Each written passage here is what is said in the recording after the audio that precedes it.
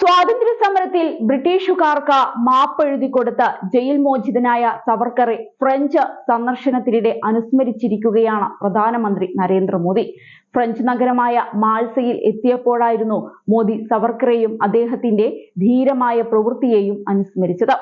French president Emmanuel മാക്രോണുമായി ചേർന്ന് പുതിയ consulate general of ഇന്ത്യയുടെ ഉദ്ഘാടനം നിർവഹിക്കാനാണ് മോദി മാൾസയിലെത്തിയത്. സ്വാതന്ത്ര്യത്തിനായുള്ള ഇന്ത്യയുടെ ശ്രമങ്ങളിൽ ഈ നഗരത്തിന് പ്രത്യേക പ്രാധാന്യമുണ്ട്. മഹാനായ വീർ സവർക്കർ ധീരമായി രക്ഷപ്പെടാൻ ശ്രമിച്ചത് ഇവിടെ വെച്ചാണ്. അദ്ദേഹത്തെ ബ്രിട്ടീഷ് കസ്റ്റഡിയിൽ ഏൽപ്പിക്കരുതെന്ന് ആവശ്യപ്പെട്ട മാൾസയിലെ ജനങ്ങളോടും അക്കാലത്തെ ഫ്രഞ്ച് ആക്ടിവിസ്റ്റുകളോടും നന്ദി പറയാൻ ഞാൻ ആഗ്രഹിക്കുന്നുവെന്നാണ് മോദി ട്വീറ്റ് ചെയ്തത്. സവർക്കറുടെ ധീരത തലമുറകളെ പ്രചോദിപ്പിക്കുന്നതാണ് എന്നും അദ്ദേഹം പറഞ്ഞു.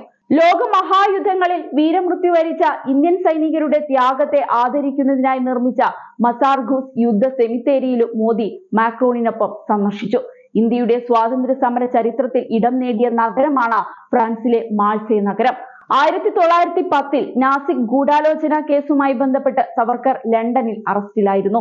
വിചാരണയ്ക്കായി അദ്ദേഹത്തെ കപ്പലിൽ ഇന്ത്യയിലേക്ക് കൊണ്ടുപോകുമ്പോൾ മാൾസയിൽ നിന്ന് സവർക്കർ കടലിലേക്ക് ചാടി. കപ്പലിൽ നിന്ന് ബ്രിട്ടീഷ് സൈന്യം വെടിയുതിർത്തെങ്കിലും അദ്ദേഹം നീന്തി രക്ഷപ്പെട്ടു എന്നാണ് സർക്കാർ വെബ്സൈറ്റിൽ പറയുന്നത്. എന്നാൽ ബ്രിട്ടീഷ് പോലീസ് അദ്ദേഹത്തെ മാൾസയിൽ വെച്ച് അറസ്റ്റ് ചെയ്തു. ഈ അറസ്റ്റിനെതിരെ ഫ്രഞ്ച് സർക്കാർ ഹേഗ് അന്താരാഷ്ട്ര കോടതിയിൽ പ്രതിഷേധിച്ചിരുന്നു. മാത്രമല്ല, മാൾസയിലെ ജനങ്ങളും സവർക്കറെ വിട്ടുകൊടുക്കണമെന്ന് ആവശ്യപ്പെട്ട് പ്രക്ഷോഭം സംഘടിപ്പിച്ചിരുന്നു. എന്നാൽ ബ്രിട്ടീഷ് ഭരണകൂടത്തിന്റെ സമ്മർദ്ദത്തിന് വഴങ്ങി ഫ്രഞ്ച് സർക്കാർ അദ്ദേഹത്തെ വിട്ടുകൊടുക്കാൻ തീരുമാനിക്കുകയായിരുന്നു. ഈ ചരിത്ര സംഭവത്തെ ഓർത്തെടുത്താണ് മോദി മാൾസയിൽ സവർക്കറെ വാഴ്ത്തിയത്. ഇന്ത്യയുടെ സ്വാതന്ത്ര്യ സമര പോരാട്ടങ്ങളുടെ ധീരമായ ഓർമ്മകൾ നിറഞ്ഞു നിൽക്കുന്ന നഗരമാണ് മാൾസെ എന്നും പ്രധാനമന്ത്രി എടുത്തു പറഞ്ഞു. അതേസമയം ഫ്രഞ്ച് പ്രസിഡന്റിനൊപ്പം ന്യൂക്ലിയർ ഫ്യൂഷൻ ഗവേഷണത്തിൽ ശ്രദ്ധ കേന്ദ്രീകരിക്കുന്ന പ്രധാന അന്താരാഷ്ട്ര സംരംഭമായ ഇന്റർനാഷണൽ തെർമോ ന്യൂക്ലിയർ എക്സ്പെരിമെന്റൽ റിയാക്ടറും മോദി ഇന്ന് സന്ദർശിക്കുന്നുണ്ട്. അതേസമയം US വൈസ് പ്രസിഡന്റ് JD വാൻസുമായി കൂടിക്കാഴ്ച നടത്തിയിരുന്നു പ്രധാനമന്ത്രി നരേന്ദ്രമോദി. പാരീസിലെ AI ആക്ഷൻ ഉച്ചകോടിയിൽ പങ്കെടുക്കുന്ന ലോക നേതാക്കൾക്കുള്ള അത്താഴ വിരുന്നിനിടയിലാണ് നിർണായക കൂടിക്കാഴ്ച നടന്നത്. JD വാൻസിന്റെ ഭാര്യയും ഇന്ത്യൻ വംശജയുമായ ഉഷ വാൻസും ഒപ്പമുണ്ടായിരുന്നു.